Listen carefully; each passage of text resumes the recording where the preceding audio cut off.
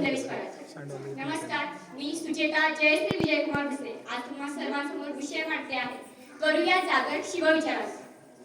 छत्रपती शिवाजी महाराजांची जयंती आली की आपण गावागावात कार्यक्रम घेतो. बरेचदा भरपूर संघटना देखील कार्यक्रम घेतात. पण महाराजांचे विचार कोणी जोपासायचा प्रयत्न करत नाही. आणि त्यामुळे तुम्ही लहान मुलांनी लहानपणापासूनच शिवविचारांचे पायी होण्याचा प्रयत्न करावा या उद्देशाने मी आज तुमच्या समोर हा विषय मांडते आहे. आता बऱ्याच जणांना प्रश्न पडला असेल, शिवविचार म्हणजे नेमकं काय? आता खरं तर शिवविचारांची नेमकी व्याख्या करणं खरंच खूप अवघड आहे. पण महाराजांचे जे विचार होते, महाराज ज्या पद्धतीने त्यांचं आचरण ठेवत होते, तर त्याच्यावर त्यांच्या पावलावर पाऊल ठेवण्याचा आपण प्रयत्न करणं म्हणजे एक प्रकारे शिवविचारांचं पालन करणं. प्रत्येक गावात आपण बघत असाल की एखाद्या चौकात जर एखादी मुलगी संध्याकाळी जात असेल तर तिला चौकातली मुलं अशिक्षितपणे बोलतात किंवा वाईट नजरेने बघतात. आता तुम्ही खूप लहान मुलं आहेत, पण तुमच्या समोर हा विषय मांडणं खरं तर चुकीचं आहे. पण तुम्ही आता जर तुम्हाला हा मुद्दा कळला तर तुम्हाला पुढे देखील फायदा होईल या विचाराने मी हा मुद्दा तुमच्या समोर मांडते. प्रत्येक गावात हे घडतं की एखादी मुलगी जर संध्याकाळी किंवा कधीही जर थोडीशी फॅशनेबल होऊन जर जात असेल आणि तिथं जर मुलं असतील तर त्या ठिकाणी मुलं तिच्या वाचिक कमेंट करतात. पण ते जर आपण होऊ दिलं नाही आणि तीच मुलं बऱ्याचदा शिवजयंतीच्या कार्यक्रमात अग्रेसर असतात आणि तीच मुलं पुन्हा मुलींच्या वाटेला जातात. पण खरं तर हे चुकीचं आहे. महाराजांनी पूर्ण त्यांचं आयुष्यभर स्त्रियांचा सन्मान केला. आता स्त्रियांच्या सन्मानाबद्दलची तुम्हाला बरीचशी उदाहरणं माहिती असतील. कल्याणच्या सुभेदाराच्या सुनेत असो किंवा रांच्याच्या पाटलाचं उदाहरण असो. आता ती उदाहरण मी तुमच्या समोर पुन्हा नाही मांडणार. पण महाराजांनी त्यांच्या आयुष्यभर स्त्रियांचा आदर केला. मग तोच आदर आपण त्यांची शिवजयंती साजरी करतो. मग त्या अनुषंगाने आपण देखील स्त्रियांचा आदर करायला हवाय की नको? करायला हवाय. आणि जर आपण ते करत असाल तरच आपल्याला शिवरायांची पायी म्हणून घेण्याचा हक्क आहे. प्रत्येक जण आता इथे उपस्थित असणारे मला माहित नाही की कारण की मी या गावात नवीन आहे. पण बरेचसे जण व्हॉट्सअप, फेसबुक किंवा इन्स्टावर आपल्या नावापुढे शिवभक्त किंवा शिवकन्या लावतात. खरं तर शिवभक्त किंवा शिवकन्या ही उपाधी आहे का लावण्यासाठी? महाराजांनी कधी कोणाला शिवकन्या किंवा शिवभक्त म्हणून नावारूपाला आणलं का? आता महाराजांचे एवढे सगळे मावळे होते, पण तरी देखील मावळ्यांचा आदर ते योग्य पद्धतीने राखत होते. आणि तरी देखील मावळे एवढं पराक्रम गाजवून देखील त्यांनी कधी शिवभक्त आपल्या नावापुढे लावलं नाही. आणि तरी आपण त्यांच्या पावलावर पाऊल पण ठेवत नाहीये किंवा त्याचबरोबर महाराजांनी जे कार्य केलं त्यात हातभार सुद्धा लावत नाही. मग तरी आपल्याला कुठला हक्क आहे की आपण शिवभक्त किंवा शिवकन्या आपल्या नावापुढे लावावं? खरं तर हे खूप चुकीचं आहे की आपण आता एक वेळ आपण काहीतरी असं कार्य करून दाखवा की जेणेकरून आपल्याला इतरांनी शिवभक्त किंवा शिवकन्या म्हणावं. खरं तर मी स्वतः शिवभक्त शिवकन्या लावण्याच्या विरोधात आहे. पण जर इतरांनी आपल्या कामावरून ते आपल्याला कशी उपाधी देत असाल तर ते ठीक आहे. पण स्वतःहून स्वतःलाच आपण थोडक्यात मोठेपणा दिल्यासारखं होतं ना. महाराजांनी कधी त्यांच्या आयुष्यभरात कधी स्वतःला मोठेपणा घेतला नाही. महाराजांनी जे काही कार्य केलं तर त्यात त्यांनी मावळ्यांचा सहभाग जितका महत्वपूर्ण मानला होता तर तितकाच त्याच पद्धतीने महाराजांनी त्यांना मोठेपणा देखील दिला होता. उदाहरणार्थ प्रत्येक मोहिमेतून जिंकून आल्यानंतर त्या मावळ्यांना सोन्याचे पडे देणं, त्याचबरोबर पालखीचा मान देणं. पण एवढं सगळं महाराज करत होते, पण तरी देखील महाराजांनी तरी मोठेपणा मिळवला नाही. मग आपण का मिळवायचा? आपण जर मोठेपणा मिळवला नाही तर महाराजांच्या विचारांवरती आपण चालण्याचा थोडासा तरी प्रयत्न करतो असं म्हणायला हरकत नाही. त्याचबरोबर छत्रपती शिवाजी महाराजांच्या काळात संकट कोणती होती? संकट होती ती म्हणजे मुघलशाही, आदिलशाही, निजामशाही, पोर्तुगीज, कुतुबशाही, सिद्धी यांसारखी भरपूर संकट महाराजांच्या अंगावर होती. आणि सध्या कुठली संकट आहेत आपल्या समोर? भ्रष्टाचार, स्त्रीभ्रूण हत्या, बलात्कार, पर्यावरण रक्षण आणि या सगळ्या गोष्टींचा आपण योग्य पद्धतीने विचार करू त्या दृष्टीने पाऊल उचलायला हवं.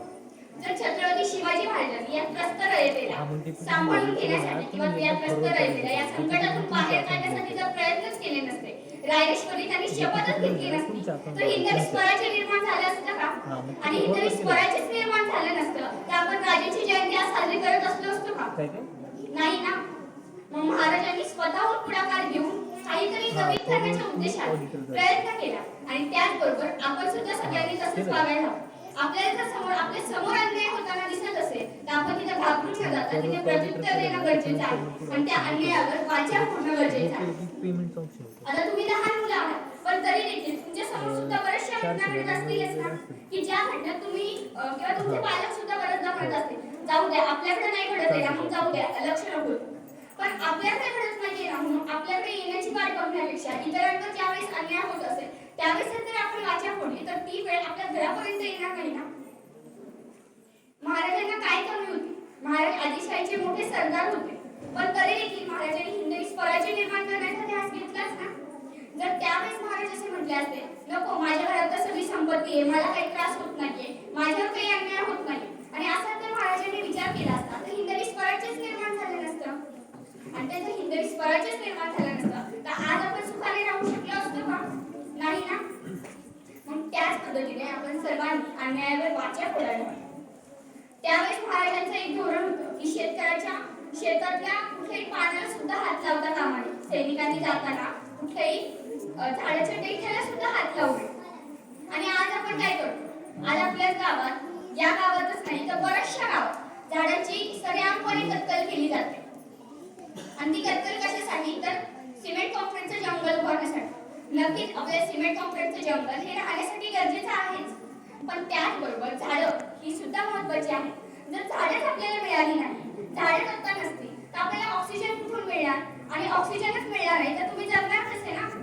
जर तुम्ही आतापासूनच लहान मुलांनी एखाद्या कार्यक्रमाच्या निमित्ताने झाडांची लागवड केली, त्याचबरोबर त्यांचं संगोपन केलं, आणि तीच झाडं तुम्हाला मोठी झाल्यावर आसरा देणार आहेत ना. आणि उलट माणसांपेक्षा झाडं खूप महत्त्वाची आहेत. कारण माणसं तरी एक वेळ स्वतःचा फायदा झाल्यावर माणसाला विसरतात, पण झाडं कधीच विसरत नाही. झाडं मेल्यानंतर सुद्धा उपयोगी पडतात. म्हणजे त्यांचं एक ठराविक लिमिट असतं झाडांचं सुद्धा. जसं आपल्या माणसांचं आपण म्हणतो की 100 परत आली की माणूस जाण्याच्या मार्गावर असतो. आता तसं घडत नाहीये. आता त्याच्या आतच जात आहेत हाजीचा पाठ, पण तरी देखील झाडं कितीही वृद्ध झाली तरी त्यांचं लाकूड का होईना आपल्याला फायदेशीर ठरतच ना. मग आपण त्या दृष्टीने का विचार करत नाही की आतापासून जर आपण त्या दृष्टीने पाऊल उचललं नाही तर आपल्याला नंतर काही अडचणींना सामोरं जावं लागणार नाही ना. आत्ताच आपण कोरोनाच्या परिस्थितीत बघितलं की ऑक्सिजनचा किती वाईट अवस्था होती की रुग्णांना ऑक्सिजन मिळत नव्हता आणि त्यामुळे कुठेतरी रुग्ण मरत होते. पण तोच जर ऑक्सिजन आपण नैसर्गिकरित्या तयार करायला मदत केली तर, आणि त्यामुळे आपण सगळ्यांनी झाडांचं संगोपन करायला हवं. दुसरं संकट म्हणजे भ्रष्टाचार. आता भ्रष्टाचार प्रत्येक ठिकाणी होतो. आता तुम्हाला लहान मुलांना जास्त माहित असेल की नाही सांगू शकत नाही, पण तरी देखील प्रत्येक ठिकाणी हा भ्रष्टाचार होतो. या भ्रष्टाचाराची सुरुवात कुठून झाली याबद्दल काही सांगू शकत नाही, पण कोणीतरी सुरुवात केलीच असेल की आपलं काम होण्यासाठी पैशांची लाच त्या सरकाराला अधिकाऱ्याला दाखवली असेल आणि तिथून पुढे सरकार सुरुवात झाली असेल भ्रष्टाचाराला. पण मग आपण सुद्धा लहानपणापासून भ्रष्टाचाराच्या विरोधात असायला हवं. बऱ्याचदा शाळेत नाही, शाळेत जास्त प्रमाणात होत नाही, पण 11वी-12वीचे कॉलेज किंवा त्यानंतरचं जर शिक्षण घ्यायचं असेल तर बऱ्याचशा प्रमाणात डोनेशन मागितलं जातं. हे डोनेशन मागणं हा देखील एक प्रकारचा भ्रष्टाचारच आहे ना. तर आपण त्याच्या विरोधात देखील पाऊल उचलायला हवं. आपल्याला जर एखादा लाच मागत असेल तर त्या देखील वेळी आपण त्याला प्रत्युत्तर देणं गरजेचं आहे. आता तुम्ही लहान मुलांनी जर सुरुवातीपासूनच महाराजांचे विचार जर अंगीकारले नाही तर तुम्हाला येणाऱ्या काळात तुम्हाला त्याचा वाईट अवस्था होणार आहे तुमची. कारण प्रत्येक जण आता जर बघत असाल तर अगदी 7वी-8वीची मुलं सुद्धा व्यसन करतात. पण जर त्यांनी सुरुवातीपासूनच शिवाजी महाराजांचे विचार अंगीकारले तर त्यांना व्यसन करायची गरजच पडणार नाही ना. बऱ्याचदा असं म्हटलं जातं की व्यसन करण्याची सुरुवात ही नैराश्यातून होते, पण नैराश्य आलं म्हणून व्यसन करणं हे कुठेतरी चुकीचं आहे ना.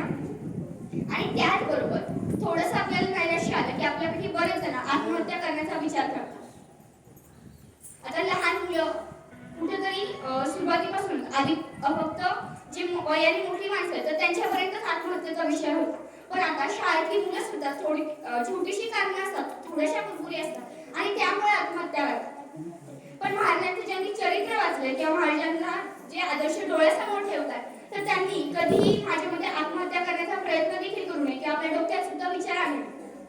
कारण की महाराजांसमोर आपल्यापेक्षा मोठी संकट होती, पण तरी देखील महाराजांनी योग्य पद्धतीने त्यांचा विचार केला आणि त्याचबरोबर योग्य पद्धतीने विचार करून त्या संकटाशी सामना कसा करायचा याचा विचार करून ठेवला होता आणि त्याच पद्धतीने त्या संकटांना सामोरं गेले होते. बऱ्याचदा ते स्वतः सामोरे गेले, त्याचबरोबर काही वेळेस त्यांनी त्यांच्या सरदारांना पाठवलं, परिस्थिती नुरूप त्यांनी काम केलं. मग काही परिस्थितीत त्यांना तिथे स्वतः जाणं गरजेचं होतं, तिथे ते स्वतः गेले. काही ठिकाणी त्यांच्या मावळ्यांनी जाणं गरजेचं होतं, त्या ठिकाणी मावळ्यांना पाठवलं, पण तरी देखील ते कधी निराश झाले नाही. म्हणून आपण सुद्धा महाराजांचा जर आपण विचार मानत असतो किंवा महाराजांची जयंती आपण साजरी करतो तर आपण प्रत्येकाने निर्धार करूया की आत्महत्या हा विषय आपण स्वतःच्या मनात कधीच आणणार नाही. नक्कीच काही ना काही कारण असणारच आत्महत्या करण्यामागे, प्रत्येकाचं काही ना काही कारण असतं. पण त्याचबरोबर आपण जर योग्य पद्धतीने विचार केला आणि महाराजांचे चरित्र जर आपण योग्य पद्धतीने अनुभवायचा प्रयत्न केला तर आपल्याला कधीच नैराश्य येणार. असं म्हटलं जातं की एखाद्या व्यक्ती जर निराश झाला असेल ना तर त्यांनी महाराजांचं चरित्र वाचावं आणि त्याचबरोबर महाराजांचं चरित्र ज्यांनी वाचलंय ना तर तो माणूस यशस्वी झाल्याशिवाय राहतच नाही.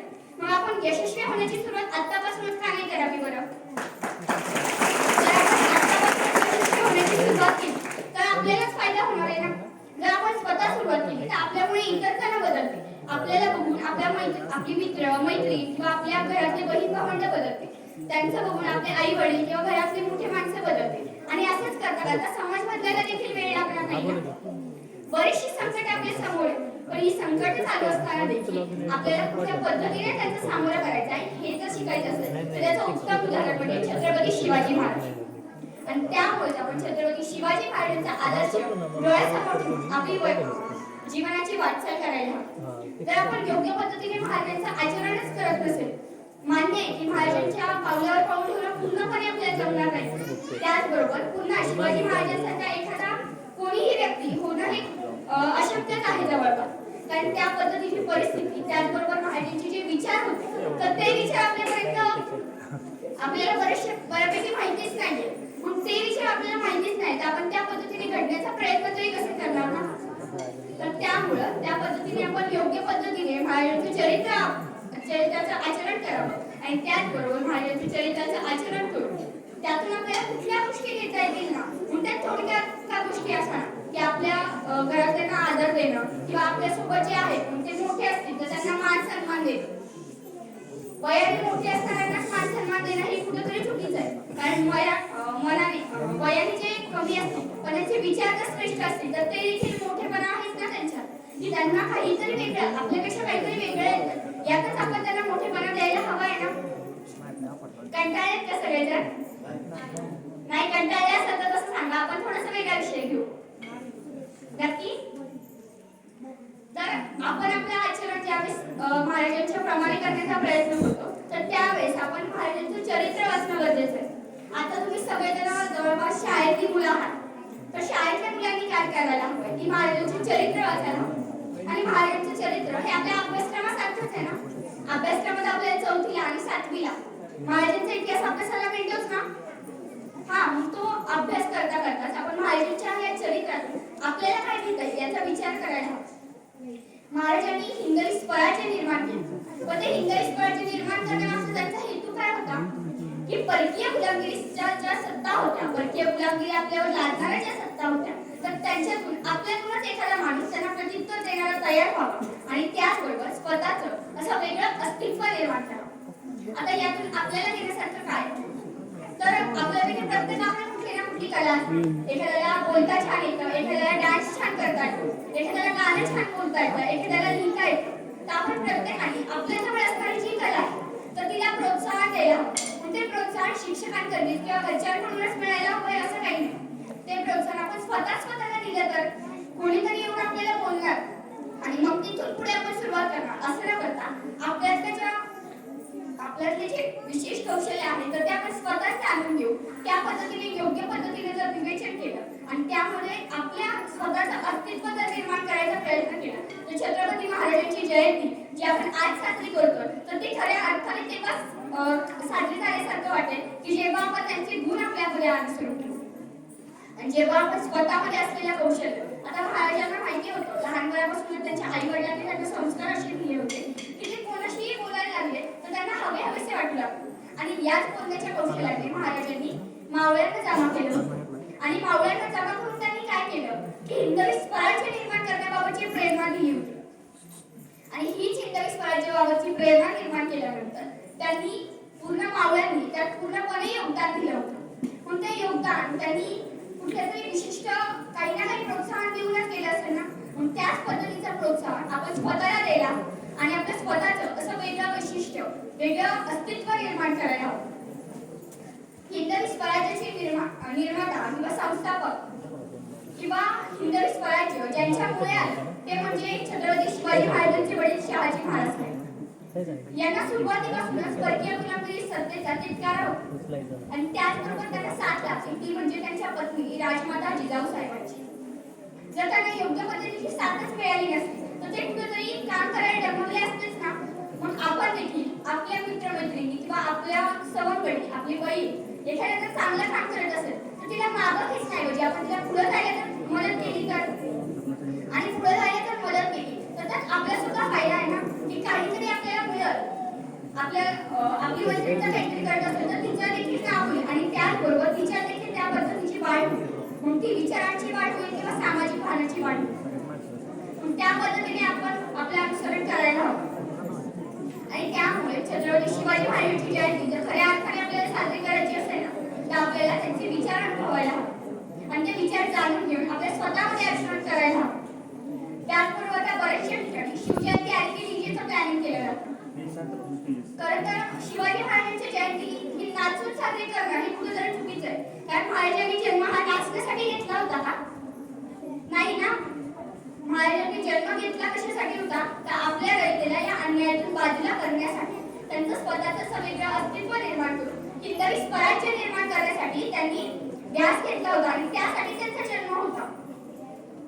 मग त्याच पद्धतीने आपण का त्यांची जयंती डीजे लावून नाचून साजरी करतो आणि त्याचबरोबर डीजे लावून साजरी करतो तर करतो पण ते डीजेवरती महाराजांची गाणी लावण्याऐवजी वेगळीच कुठेतरी गाणी लावलेली असतात आणि ती गाणी ऐकून त्यात जी मिरवणूक चालली किंवा जो डीजे वाजतो तर त्याच्या आसपास असणाऱ्या घरातल्या मुलींना सुद्धा पिलस पडते इतकी घाण गाणी आपण वाजवतो आणि कुठेतरी त्यामुळे त्या स्त्रीला आपल्या घराचं दार लावून ठेवायचं.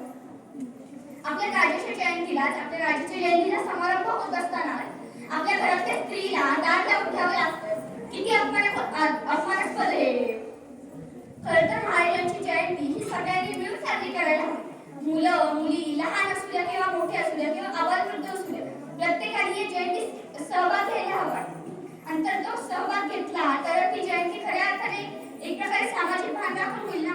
नाहीतर बऱ्यापैकी शिवजयंती ज्या ठिकाणी होतात तर त्या ठिकाणी फक्त मुलंच असतात. मुलंच नियोजन करतात, मुलंच त्या डीजे पुढे नाचतात, मुलंच महाराजांच्या स्मारकाला हार घालतात, पूजा करतात, झाली शिवजयंती.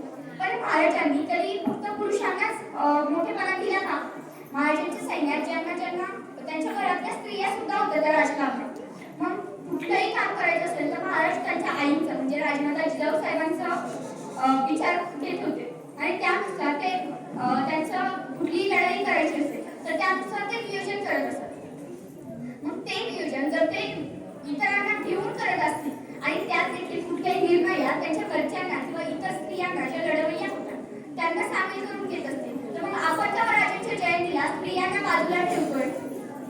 आज खरं तर इतकं भारी वाटतंय मला की मुलांपेक्षा जास्त उपस्थिती महिलांची आहे.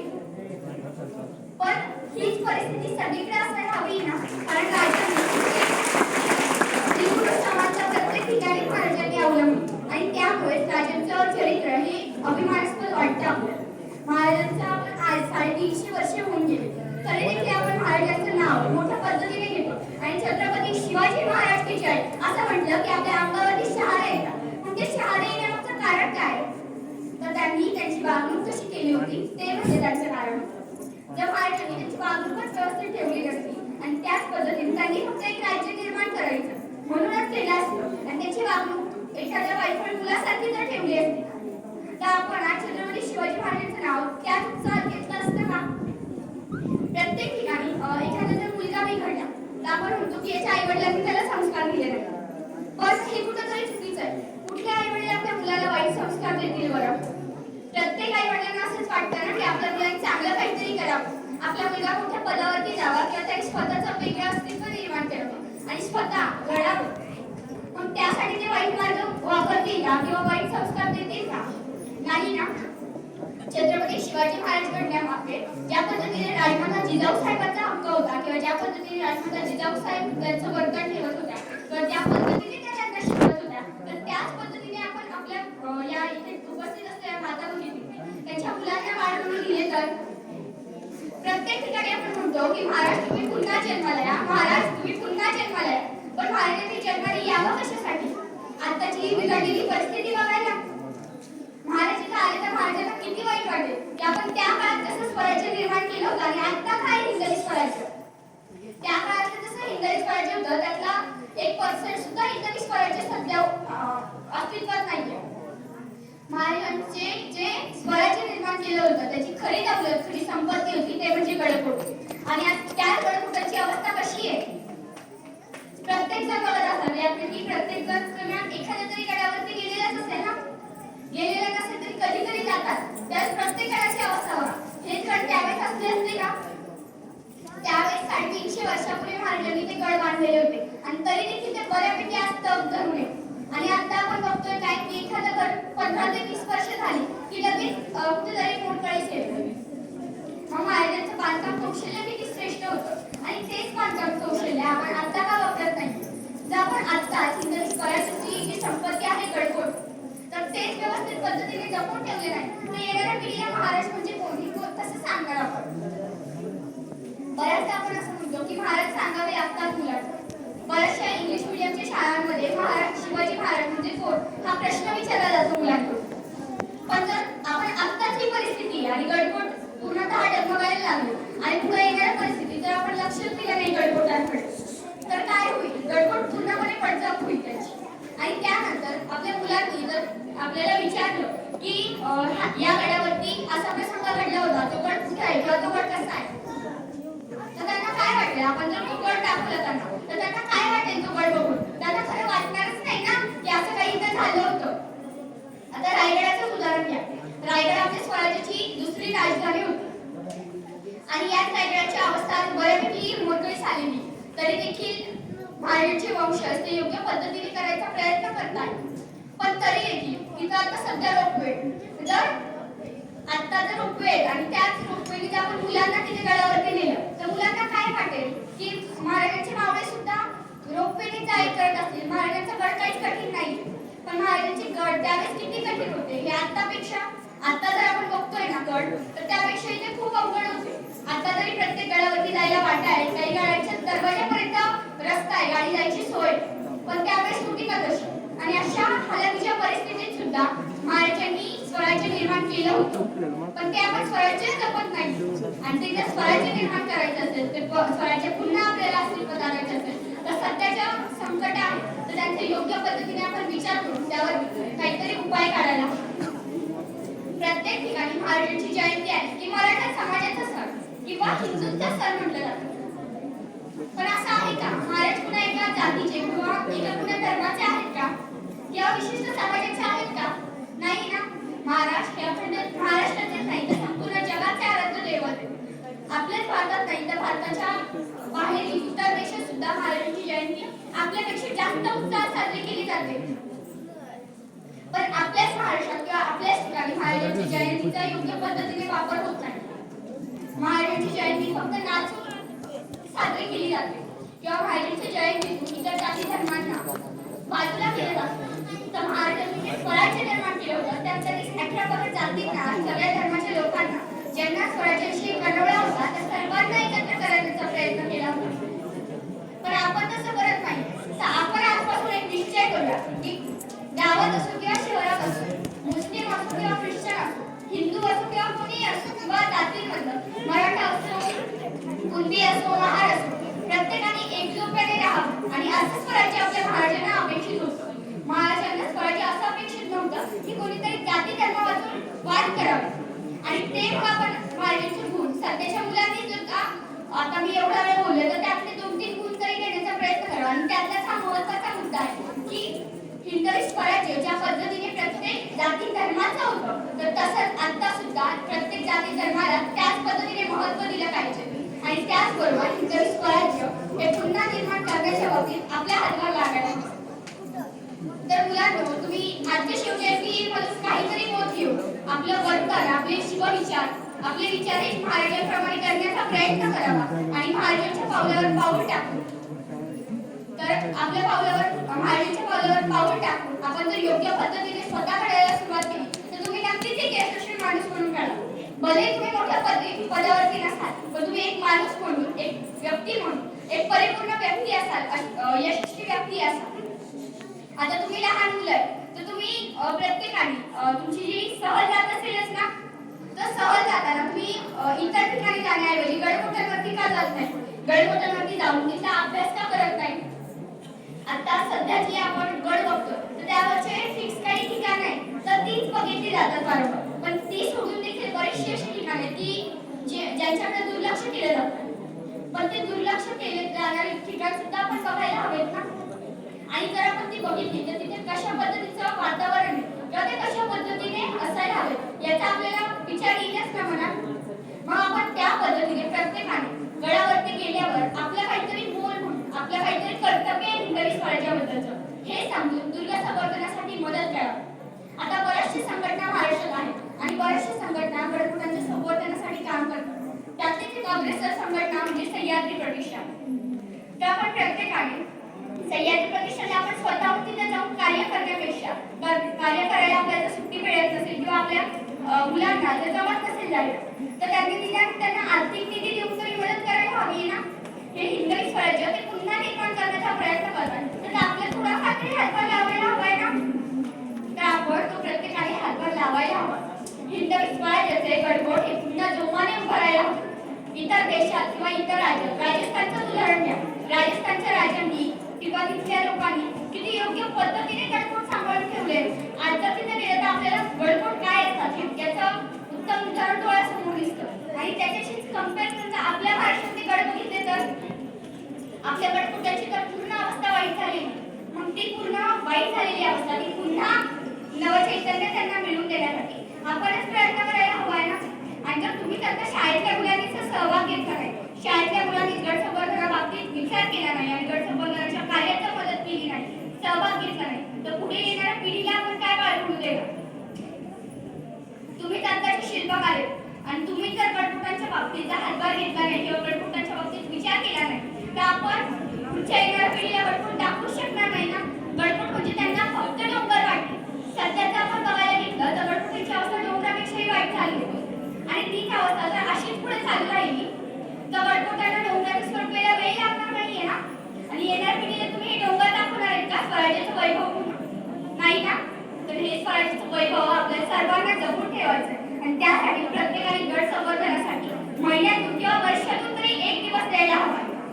आणि एवढीच मी तुमच्या समोर विनंती करते आणि थांबते. कार्यक्रमाला मला यायला उशीर झाला त्याबद्दल सर्वांची दिलगिरी व्यक्त करते. आणि त्याचबरोबर आजच्या शिवजयंतीच्या निमित्ताने प्रत्येक मुलाने प्रत्येक मुलीने त्याचबरोबर इथे उपस्थित असणाऱ्या सगळ्यांनी शिवविचारांचा थोडासा तरी आदर्श डोळ्यासमोर घेऊन आपली वाटचाल त्यानुसार करण्याचा प्रयत्न करावा अशी विनंती करते. धन्यवाद. मला इथे बोलण्याची संधी दिल्याबद्दल सर्व आयोजकांचे मी आभार मानते. धन्यवाद.